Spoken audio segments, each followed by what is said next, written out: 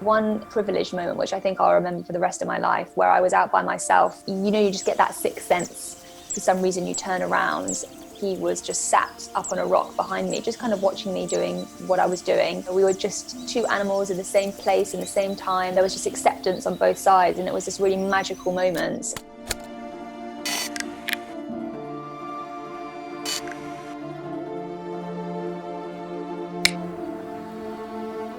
My name is Charlotte. I was the assistant producer on the Europe show of 7 Worlds, 1 Planet. And for the Lynx shoot, I was the field director. For the Europe programme, I think the key thing we wanted to get across was that even though there are limited or less wild spaces in what is a pretty much human-dominated landscape, that there are surprising stories, there's new and unexpected, and that wherever there was wild green space, we could find animals. The Iberian Lynx is one of the world's rarest cats. It's very elusive, it's quite shy, and it only exists really now in a handful of small population in Spain and Portugal. We start in the first years of this century with less than 100 individuals, and now we have near 600. So I'm absolutely positive about the future of the lynx. The project that we were working with, the Iberian Lynx project, they do have a number of individuals collared, but the distances that the lynx travel and the landscape they live in is vast. And even when you're looking at an Iberian lynx and you know it's there, it's still really impossible to pull it out. They are so camouflaged. We initially thought we would be camera trapping in the more wild spaces away from people and human habitation. But it quickly became apparent that the lynx were also moving around the fringes of urbanization, near the motorways, near people's houses. That was a big revelation to us.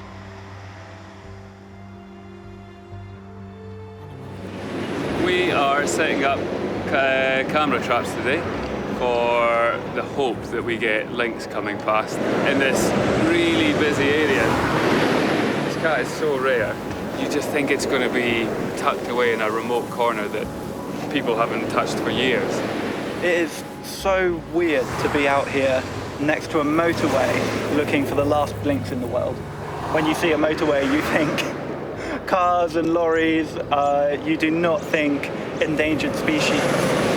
These roads are so dangerous, so they're actually using these underpasses, these drain systems that go under the road. That gave us a very good focus of where the lynx might be moving through, and that's where the most success of our shots came from in the end. We were going to the south of Spain, so we all think, great, it's going to be sunny, margaritas, and we just had the worst weather there was in terms of downpours, rain, flooding. We weren't expecting that at all, and we learned the hard way that actually some of the camera traps weren't 100% weatherproof. So with the consistent amount of rain that was falling, the water was pooling inside the camera traps, and that was basically meaning that the electronics were shorting and we were getting loads of false triggers. The cards were filling up in 20 minutes. The weather was the biggest challenge. There was 2 incredible, real amazing moments on that shoot. The first time was actually when we saw our first lynx with our own eyes, because we weren't expecting that at all. We'd gone out there expecting to camera trap, but actually whilst we were setting up the camera traps, this male, who I think had obviously been watching us the whole time, and he essentially decided to show himself to us, and he showed up a few times. He was so relaxed, and he maybe came 15-20 meters away, kind of sat and observed us. The other really exciting moment was when we had set the camera traps up in a few urban areas and we got our first shot of the lynx using the underpasses. That came after weeks and weeks of the camera traps not working, and that actually was the day before I was due to fly home after setting up the camera traps the last time. So it was really encouraging that we got that shot. I think it was the morale boost we all needed at the time. I had one privileged moment, which I think I'll remember for the rest of my life, where I was out by myself checking the camera traps. You just get that sixth sense. You don't know what it is, but for some reason you turn around, and I I did. I turned around and he was just sat up on a rock behind me, just kind of watching me doing what I was doing. You know, we're just kind of looking at each other, this amazing moment where we were just essentially just two equals, just two animals in the same place in the same time. There was no fear, there was just acceptance on both sides, and it was this really magical moment. And I was kind of torn between just really wanting to appreciate that moment and then thinking I really need to phone the camera operator and get him here so that he can actually film the cat. So I appreciated it for like 5 minutes and then I phoned him.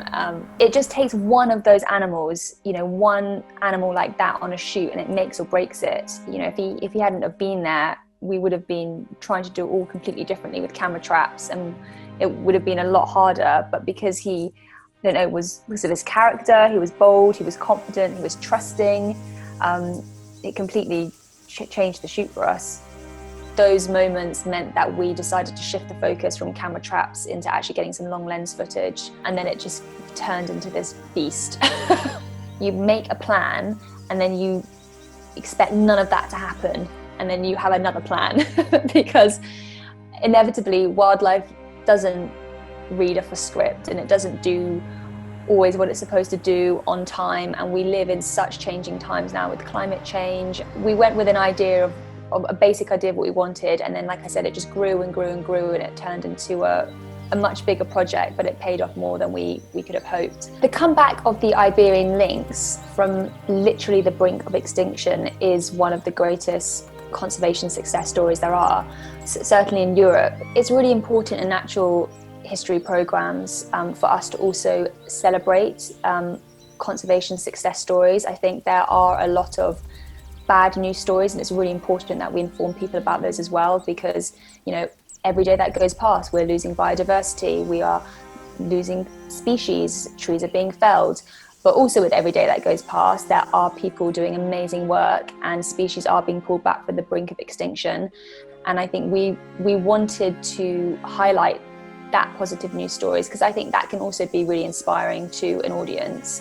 In the European landscape, there is a place for big cats, for larger predators, animals that have maybe been feared or been heavily persecuted in the past, and that we can coexist. It is down to the work that's done day in, day out, and without that, there wouldn't be a future for the Iberian lynx. I would say I personally learned or was reminded how resilient nature is if we give it a helping hand and we give it an opportunity. I know I became so personally invested in this particular project, and in the lynx as well, and in the area we're working with. We can make positive changes and we can bring species back from the brink of extinction.